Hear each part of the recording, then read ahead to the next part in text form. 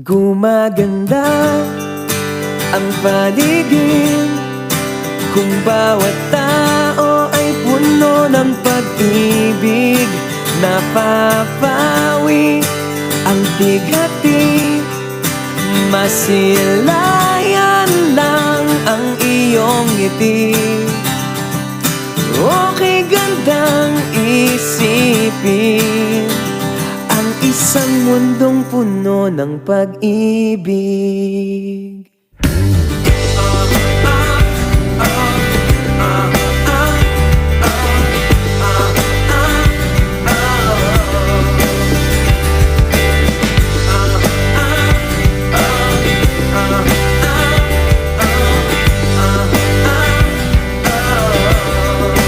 Parang isang bulaklak na kay ganda na inabot